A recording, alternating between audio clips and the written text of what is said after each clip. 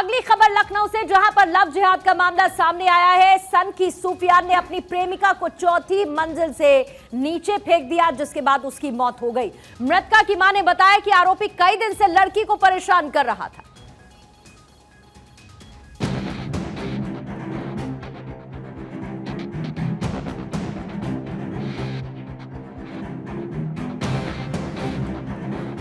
UP की राजधानी लखनऊ में निधि गुप्ता की हत्या कर दी गई।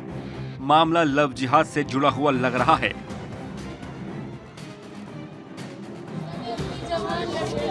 निधि का कसूर बस इतना था कि उसने धर्म परिवर्तन और निकाह से इनकार किया, जिसके बाद उसे अपनी जान से हाथ धोना पड़ा। आरोप है कि सूफियान ने उसे चौथी मंजिल से नीचे फेंक दिया। इस वारदात के बाद सूफियान फरार है। कतिपय कारणों को लेके अपने इसी जुड़ा कॉलोनी में ही दूसरे ब्लॉक में जो रहते हैं उनसे विवाद हुआ और तत्पश्चात जो उनकी जो छत से गिरने से उनकी मौत हो गई है। इस संबंध में समुचित धाराओं में संगत धाराओं में अभियोग पंजीकृत किया जा रहा है। अभियुक्त की गिरफ्तारी हेतु समुचित प्रयास किए जाएंगे और इनके साथ त्वरित न्याय की व्यवस्था सुनिश्चित। ये घटना ऐसे वक्त में सामने आई है जब पूरा देश आफताब द्वारा श्रद्धा वॉकर के टुकड़े टुकड़े कर देने की घटना से सन्न है। निधि की मां का कहना है कि सूफियान उनकी बेटी का वीडियो बनाकर टॉर्चर कर रहा था। शादी और धर्म परिवर्तन का दबाव बनाया जा रहा था। उस लड़के ने ही धक्का दिया है शायद, हाँ उसी की वजह से वो मरी। उसी के हम लोग कंप्लेन करने गए थे, शिकायत करने गए थे। वो मेरे भाई को मारने की धमकी दे रहा था कि मैं मारेंगे। लड़की का वीडियो बता रहा था, वीडियो है, ये है, वो है, दुनिया भर की बातें कर रहा था। कौन है? यहीं आगे एक लड़का रहता है। क्या नाम है? सूफियान। अच्छा, क्या पहले से जान पहचान थी? हाँ थी सर, जान पहचान पहले से थी, लेकिन हम लोगों ने सब खत्म कर दिया था। बात खत्म हो गई। वो उसको टॉर्चर कर रहा था। पीड़ित परिवार का ये भी आरोप है कि क्राइम सीन पर ब्लड स्पॉट को धुलाने की कोशिश की गई और परिवार वालों को जान से मारने की धमकी भी दी गई है कि जो है अब तुम्हारे मामा की गाड़ी मैं फूंक दूंगा, मैं तुम्हारे मामा को मारूंगा, जाओ अपने घर में बता दो। इतनी बात ये उससे बोला, ये आई मुझसे बताई। फिर हम सब लोग उसके घर गए, वहाँ पे हम लोगों की कहा सुनी हुई। इस वारदात के बाद पूरे परिवार में मातम पसरा हुआ है और घर में खामोशी है। ये वो जगह थी जहां पर क्लैश हुआ। क्लैश के बाद, विवाद के बाद जो है वो बच्ची को धक्का दिया गया। परिवार पहुंचा है यहाँ पर। परिवार और सारे लोगों की मौजूदगी में एक दूसरे से कहा सुनी होती है और उसके बाद फिर जब रॉड लाने के लिए लड़का जो है वो छत के इस सबसे ऊपरी मंजिल पर की तरफ भाग करके आता है, लड़की उसके पीछे आती है, बीच बचाव की कोशिश होती है और उसी के बाद जो है वो कहा सुनी की हद इस लेवल तक पहुँच जाती है बातचीत कि वो यहाँ से बच्ची को जो है वो नीचे की तरफ जो है वो धक्का दे देता है, जो परिवार वालों का आरोप है, और बच्ची यहाँ गिरती है, जिसके बाद जो है उसकी स्पॉट पर मौत हो जाती है। पूरे घटनाक्रम में पुलिस की जो भूमिका है वो बेहद लापरवाहीपूर्ण दिखाई पड़ती है। वीडियो जर्नलिस्ट रोशन के साथ अवनीश विद्यार्थी, लखनऊ, भारत 24। आरोपी सूफियान निधि पर धर्म परिवर्तन करने का दबाव बना रहा था और जब निधि ने उसकी बात मानने से इनकार कर दिया तो उसे लगातार वो टॉर्चर करने लगा और एक दिन बाद बिगड़ने पर निधि को धक्का देकर मार डाला।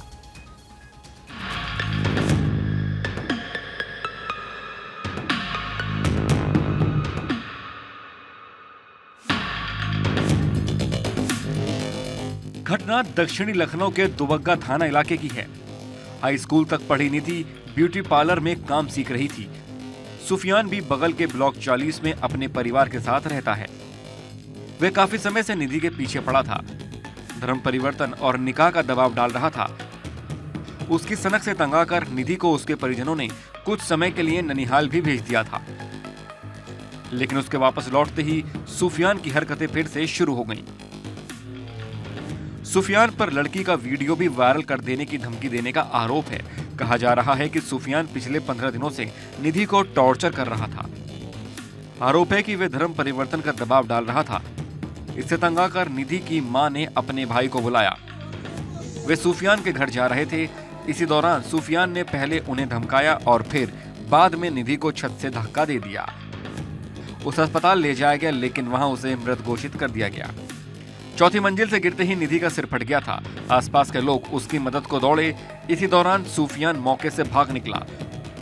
बहरहाल निधि के शव को पोस्टमार्टम के लिए भेजा जा चुका है। आगे की जांच के लिए बिसरा सुरक्षित रखा गया है।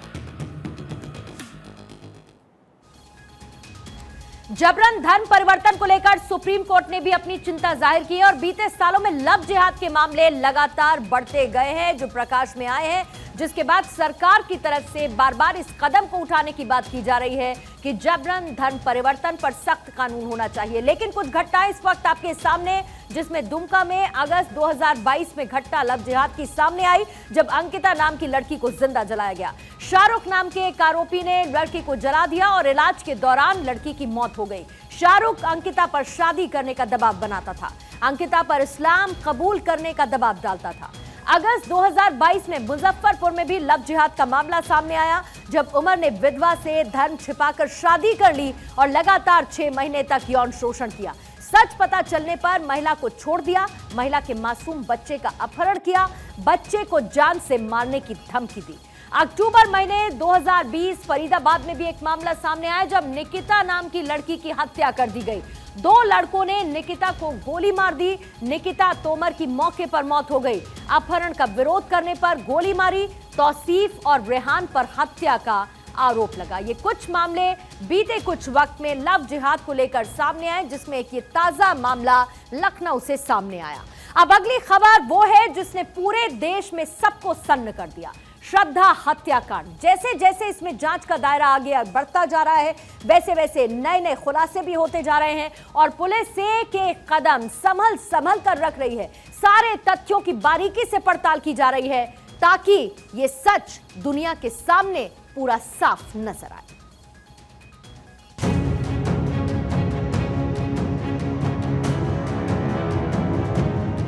हत्यारे के मुंह से राज खुलवाने के लिए पुलिस ने तैयारी पूरी कर ली है। यानी अब आफताब कोई भी राज निगल नहीं पाएगा। सारे राज खुद ब खुद पुलिस के सामने आ जाएंगे। जी हां, श्रद्धा मर्डर केस में आरोपी आफताब का अब नार्को टेस्ट किया जाएगा।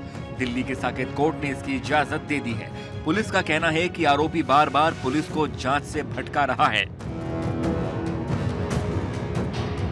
बैंक डिटेल्स के हिसाब से 18 तारीख को 50,000 उसने निकाला है, मतलब अकाउंट से विड्रॉ हुआ है। उसके बाद में 6,000 विड्रॉ है। 2-3 बार उसका पैसा विड्रॉ हुआ है वो अकाउंट से, श्रद्धा के अकाउंट से।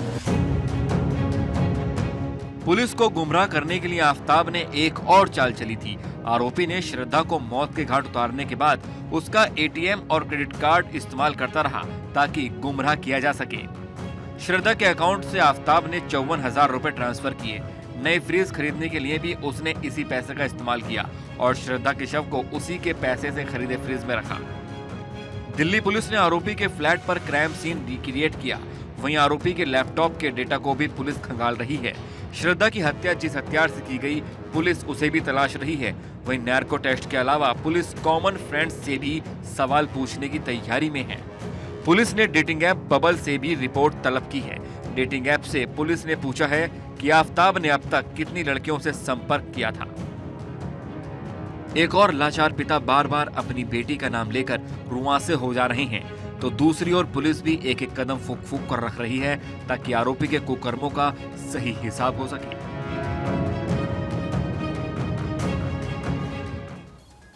तो इन तमाम मामलों के बीच जबरन धर्मांतरण को लेकर उत्तराखंड सरकार सख्त नजर आई है। धामी कैबिनेट की बैठक में जबरन धन परिवर्तन को गैर जमानती अपराध की श्रेणी में रख दिया गया है। वहीं धर्म परिवर्तन और लव जिहाद को राज्य में बैन कर दिया गया है।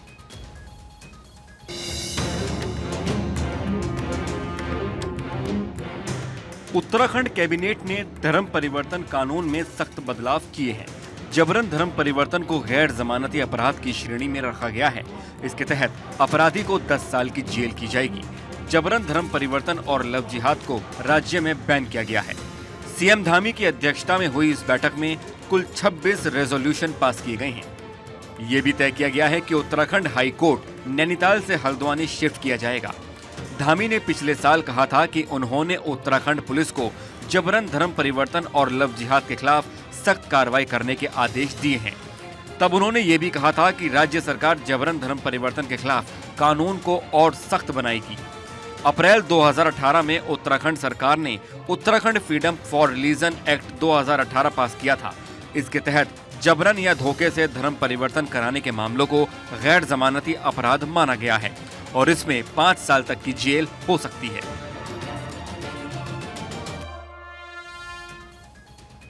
और अब बात करते हैं G20 समिट की, जिसका आयोजन इंडोनेशिया के बाली में हुआ और वहां पर पहुंचे प्रधानमंत्री मोदी वापस भारत लौटा। इस दौरान प्रधानमंत्री मोदी ने दुनिया भर के नेताओं के साथ मुलाकात की, तो इंडोनेशिया ने भारत को G20 की अध्यक्षता भी सौंपी।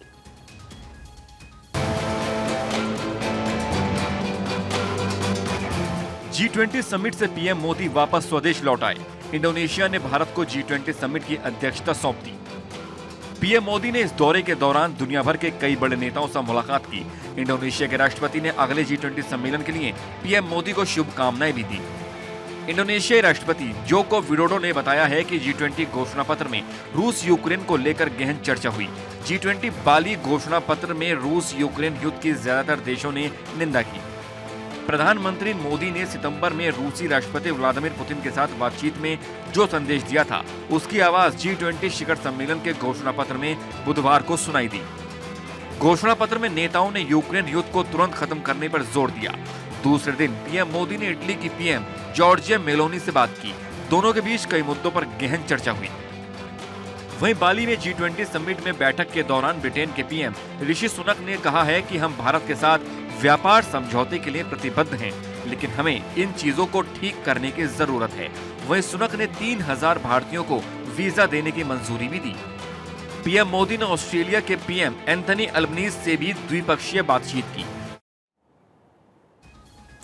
तो इंडोनेशिया के बाली में 2 दिन तक दुनिया के तमाम दिग्गज नेताओं का जमावड़ा नजर आया और इस सम्मेलन में भारत ने क्या हासिल किया, भारत के लिए G20 आखिर क्यों और महत्वपूर्ण साबित हुआ, इसके कुछ डिटेल्स आपके सामने।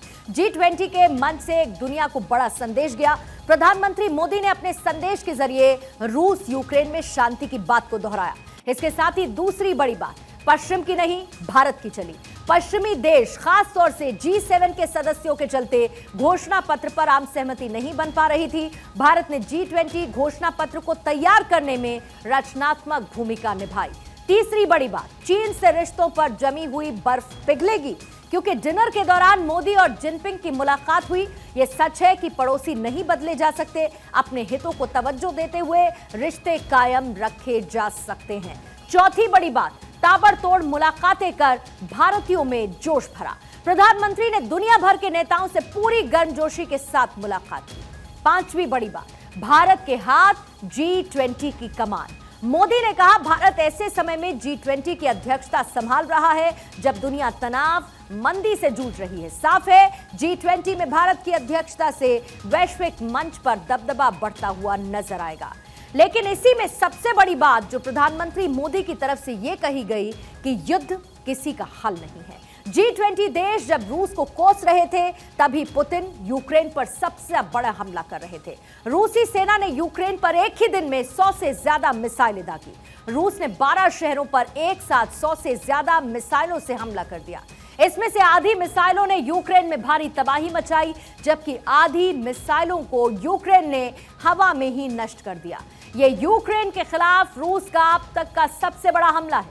यह उसी समय हुआ जब वैश्विक अर्थव्यवस्था की दिशा और दशा तय करने वाले 20 बड़े देश यूक्रेन युद्ध के खिलाफ रूस को कोस रहे थे। बैठक में रूसी राष्ट्रपति पुतिन की जगह उनके विदेश मंत्री गए थे। सभी देशों ने प्रधानमंत्री मोदी की बात दोहराते हुए रूस को बातचीत के जरिए समाधान तलाशने की नसीहत की है।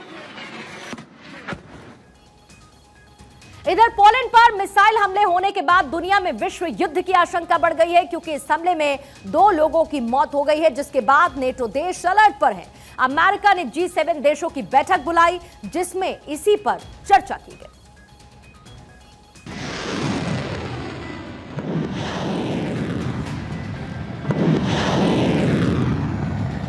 यूक्रेन जंग की आंच अब नेटो देश पोलैंड तक पहुंच गई है और एक मिसाइल हमला हुआ है।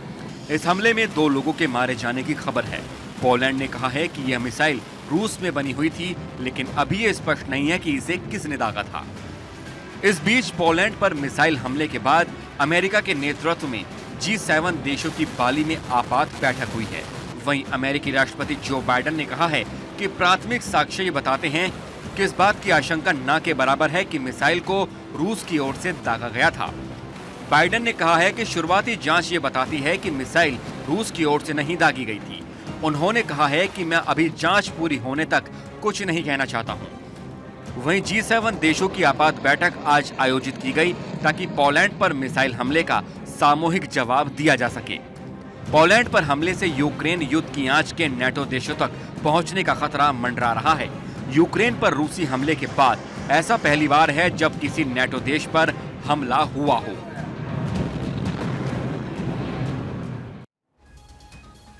अमेरिकी अंतरिक्ष एजेंसी नासा ने 50 साल बाद चंद्रमा पर अपना मिशन सफलतापूर्वक लॉन्च कर दिया है। आर्टेमिस 1 मिशन नासा के मंगल मिशन के बाद सबसे जरूरी मिशन है। नासा इस रॉकेट के जरिए चंद्रमा पर ओरियन स्पेसशिप भेज रहा है, जो कि 42 दिन में चंद्रमा की यात्रा करके वापस आएगा। ओरियन स्पेसशिप दुनिया के सबसे ताकतवर और बड़े रॉकेट के ऊपरी हिस्से में रहेगा। यह स्पेसक्राफ्ट इंसानों की स्पेस यात्रा के लिए बनाया गया। ये तस्वीरें इस वक्त आप देख रहे हैं और इंसानी मिशन का ये पहला कदम नासा का मून मिशन, जिसकी लॉन्चिंग की गई।